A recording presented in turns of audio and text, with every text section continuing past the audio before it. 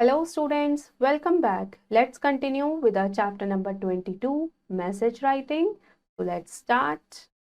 Chapter number 22, message writing. These days are full of hectic activities, so the people do not have any time or patience to wait for the target person for whom the message is meant. आजकल लोग इतना ज़्यादा busy हैं, इतना hectic है सबका schedule कि लोगों के पास वेट करने का टाइम ही नहीं है कि जिससे उन्हें बात करनी है या जिसको उन्हें कांटेक्ट करना है उसका वेट करने का.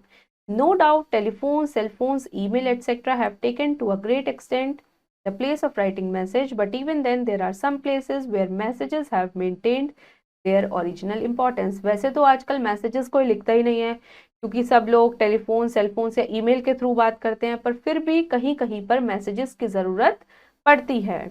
Moreover, a message is written in black and white and so is more authentic than the modern electronic devices.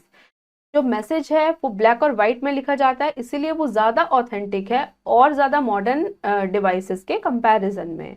तो ऑब्जेक्टिव्स क्या होते हैं मैसेज के? To convey the message briefly and clear manner.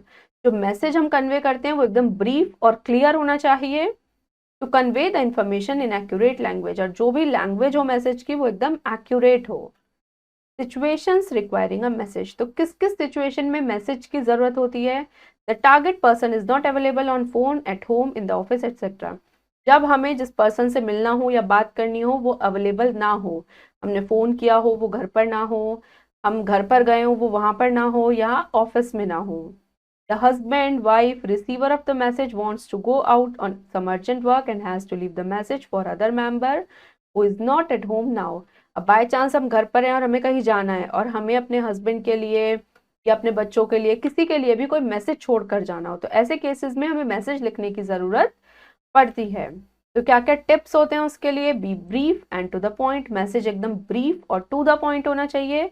Make a rough draft, एक rough draft बनाना चाहिए. Write the word message at the top and date on the left. Top पर heading होनी चाहिए मैसेज और लेफ्ट में date जिस दिन आपने मैसेज लिखा हो. Name the person address to, जिसको आप मैसेज लिख रहे हैं उसका नाम.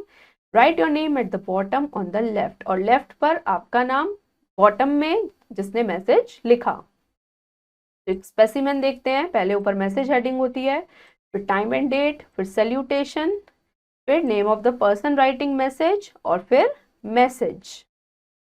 तो सैंपल मैसेजेस देखते हैं कुछ. Read the following conversation between Jay and his friend sister Shivi and write the message in not more than 50 words in the space provided. ये कन्वर्जेशन है जय और उसकी फ्रेंड की सिस्टर शिवी के बीच में. तो एक मैसेज लिखना है जो 50 वर्ड से ज़्यादा नहीं होना चाहिए. Shivi also has to go for her coaching class. Shivi को अपनी कोचिंग क्लास के लिए जाना है. So she write the message for her brother. तो उसने अपने ब्रदर के लिए मैसेज लिखा है. जय ने कॉल किया इस नंबर पे. Is it 9892999960? Shivi, yes. Who are you calling? It is Jay here, can I talk to Manu? अब जय ने कॉल किया है मनु से बात करने के लिए. I am sorry, Manu is not at home, he has gone to the market to fetch some books. Okay, would you please convey him my message that I cannot go on picnic tomorrow as my uncle is coming tomorrow. तो जय ने message दिया है शिवी को कि मैं कल picnic पे नहीं जाऊंगा क्योंकि मेरे अंकल आ रहे हैं. I'll certainly do so. Anything else? तो शिवी कहती है ठीक है मैं बता दूंगी. और कुछ? No thanks, bye. अब मैसेज कैसे लिखा जाएगा? ऊपर हेडिंग है मैसेज, फिर डेट, फिर टाइम, फिर सैल्यूटेशन. मनु को लिख रहे हैं मैसेज. अब मैसेज में क्या लिखा? जय योर फ्रेंड रैंग अप. जिसका फोन आया पहले तो यही बताना है कि जय जो तुम्हारा फ्रेंड है उसने कॉल किया था. टू टेल यू दैट, तुम्हें बताने के लिए. He can not go on a picnic with you, कल वो तुम्हारे साथ पिकनिक नहीं जा सकता. As is uncle is coming tomorrow, क्योंकि उसके अंकल आ रहे हैं. फिर उसने लिखा I will be back by 6 PM, मैं 6 बजे तक वापस आ जाऊंगी. और मैसेज किसने लिखा? शिवी ने. तो इस तरीके से पॉइंट टू पॉइंट मैसेज लिखा जाता है. एक और एग्जाम्पल है. You are Neha, your mother has gone to the market to buy something. तुम नेहा हो, तुम्हारी मदर मार्केट गई है कुछ लेने. In the absence of your mother you received a telephone call from your aunt, mother, sister and she is not coming today as per the programme. तो जब तुम्हारी मदर नहीं है तो फोन कॉल आया है तुम्हारी मासी का कि वो नहीं आ रही है आज जैसा कि प्लान था उनका आना. You have to go to the coaching class, तुम्हें जाना है कोचिंग क्लास, तो यहाँ पर तुम्हें अपनी मदर के लिए मैसेज लिखना है। ऊपर heading message, date, time, dear mom, mom के लिए मैसेज है। रीटा आंटी रैंग अप, कोई भी नाम लिख सकते हैं आप कि रीटा आंटी ने कॉल किया था from Kolkata, that she is not coming today, कि वो आज नहीं आ रही हैं, due to the engagement ceremony of her friends. तो रीजन यहाँ पर मेंशन नहीं है, तो आप खुद से लिख सकते हो कि उनके फ्रेंड के बेटे की एंगेजमेंट है इसलिए वो नहीं आ रही हैं। Now she will come tomorrow, अब वो कल आएंगी।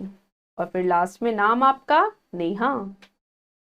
Now time to answer. इसी तरीके से यहाँ पर कुछ कन्वर्जेशंस हैं जिन पर आपको मैसेज फ्रेम करना है, तो ये आप इसकी प्रैक्टिस करेंगे।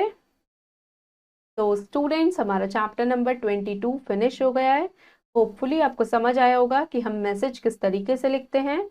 अब हम मिलेंगे नेक्स्ट वीडियो में एक न्यू चैप्टर के साथ। Thank you and have a nice day.